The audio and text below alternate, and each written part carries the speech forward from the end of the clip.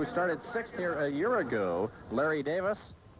And then finally Greg Foster out of California, who started here a season ago in third place. He had problems in his qualifying heat yesterday.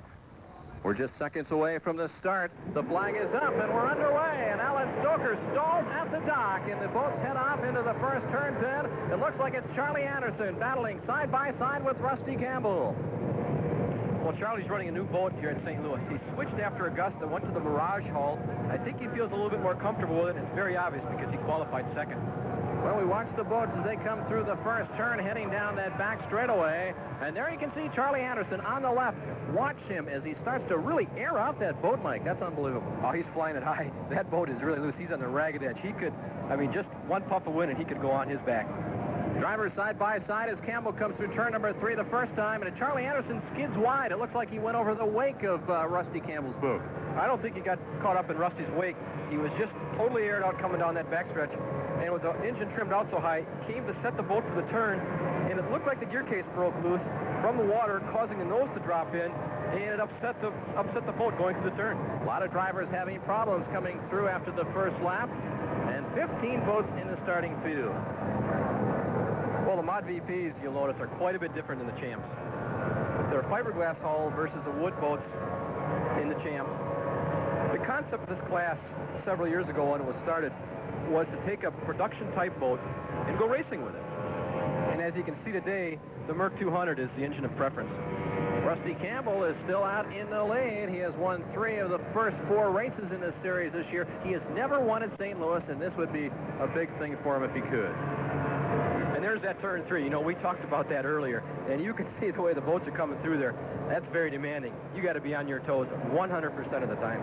And, Mike, it's almost like driving down a dark tunnel. And there you see a driver who had a problem with a buoy. Larry Davis driving the AAA sign company Bob Crawford Racing Machine is right now stopped. He had to take the buoy off the sponson before he can get back into this race again. So he's lost a lot of time here.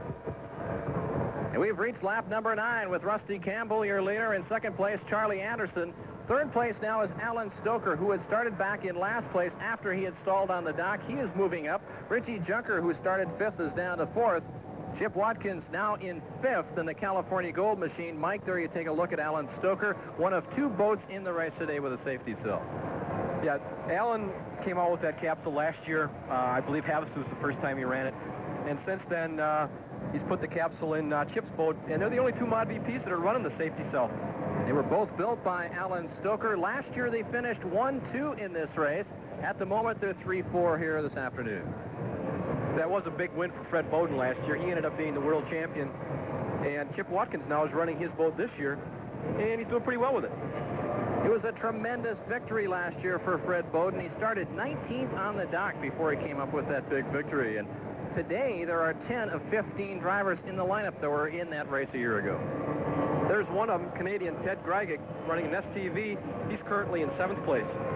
The drivers out here today are really the cream of the crop because yesterday they had 2 elimination heats, taking the field down from 21 to 15. And that seems to be the standard practice here at St. Louis year after year. Large fields of boats show up, and they try not to do this, and that's Drew Davis, who spins out in turn number 3, and he has to go back around the buoy. As you can see, Alan Stoker coming up on him, but I got a feeling he's going to be fine for that, Mike. No, he's not going to be fined for that. He just missed the buoy. What he did is he spun out. All he had to do was go around and pick it back up and continue racing. And that drops him farther down in the field as we carry on here. Rusty Campbell on the back stretch, trying to fight off the charges of Charlie Anderson and Alan Stoker. And here is Chip Watkins in the California Gold Machine as he works his way through this maze. And it's amazing to watch these drivers try to get visibility through all this spray, Mike. Well, it is a difficult time when you're behind boats and going through the traffic. And there you see Chip Watkins. He was behind Billy Waxer, looked like there, and he just dropped in a hole and boat stood on its side. Watkins quickly recovers, turns back, and makes sure he doesn't hit any of the oncoming boats, and now tries to pick up the speed. And for a driver, when this does happen, what does this do to his concentration level?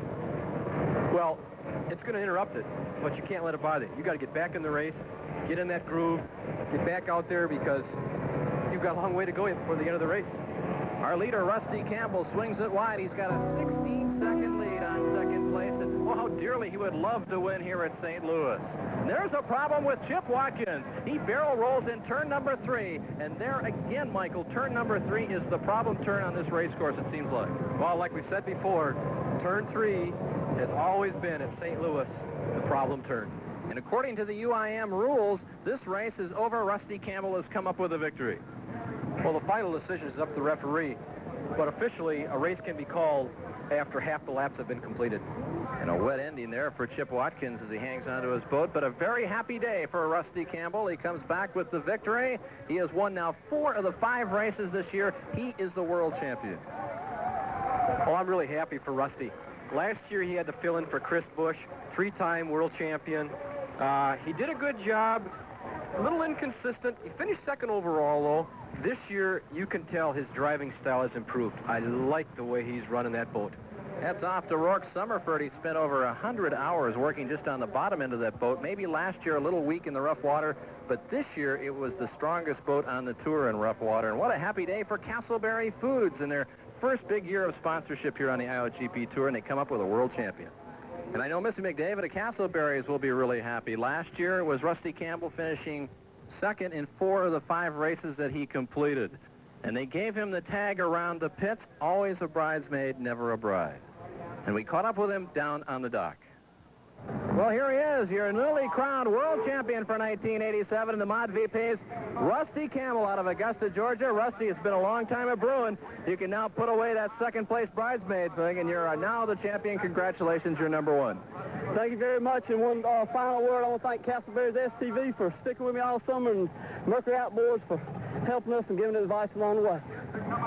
The first one crowned here on the 1987 IOGP Tour, Rusty Campbell out of Augusta, Georgia, the new world champion in Mod VPs.